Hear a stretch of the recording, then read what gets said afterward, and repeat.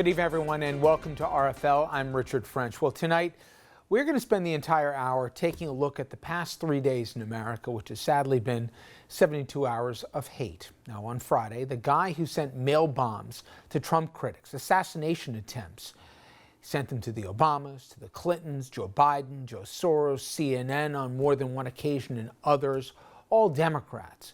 He was apprehended and arrested. This weekend, we learned that a man who killed 2 people at a Kentucky grocery store is a white supremacist who tried to enter a black church minutes before the shooting. And on Saturday, a gunman opened fire in a Pittsburgh synagogue, killing 11 people. Let's start with the very latest on the synagogue shooting. President Trump and the First Lady, we now learn, will visit Pittsburgh tomorrow as that community continues to mourn. And I'm hearing people screaming. And it's seared in my brain. I can't erase that tape. Rabbi Jeffrey Myers says he will never forget the horror that happened inside this synagogue on Saturday morning. I immediately announced to my congregation, drop to the floor, do not move, don't utter a sound, be still.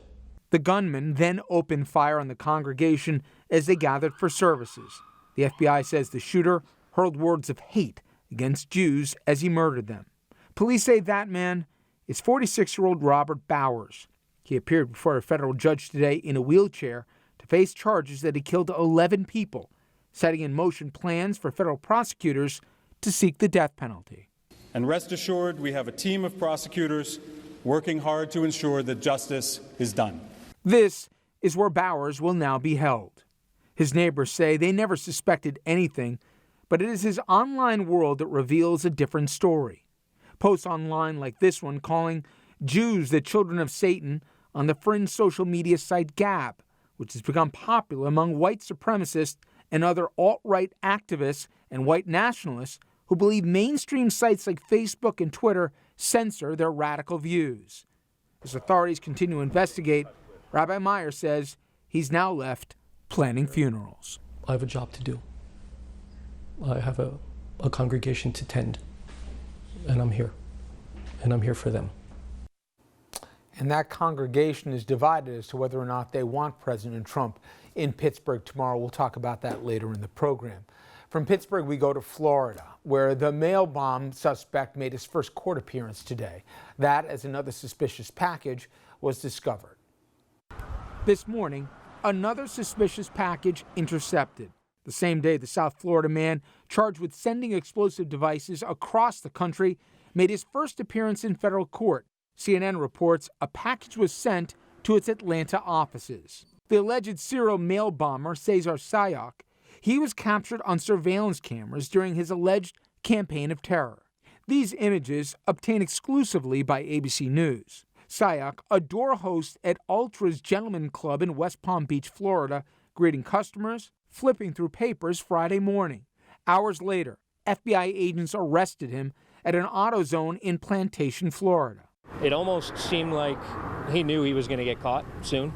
The nationwide manhunt started when the first pipe bomb was found in a mailbox of Democratic philanthropist George Soros in suburban New York last Monday.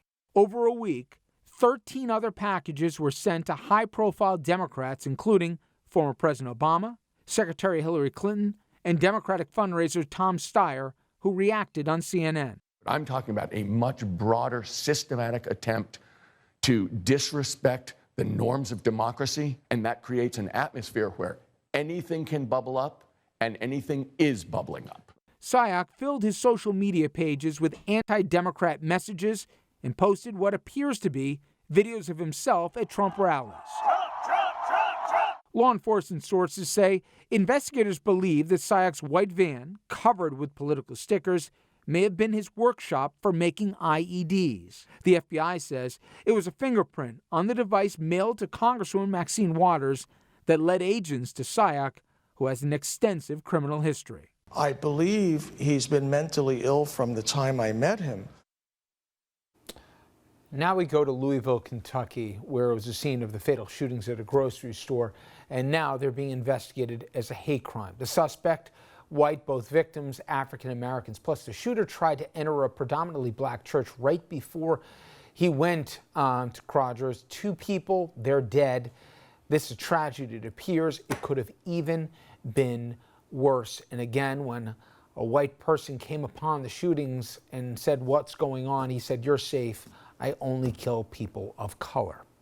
Now, for the balance of the show, what we're going to talk about is as important as what we're not going to talk about. It's not going to be about the midterms, which are a week from tomorrow. Instead, we're going to examine how we got to this point in America and where we go from here, and how past presidents have confronted moments of crisis, and how this president, well, how he's the center of a lot of this conversation. After the break, we'll be joined by a rabbi who will share with us how his congregation is dealing with the mass murder in Pittsburgh and the uptick in anti-Semitism we're seeing across this country.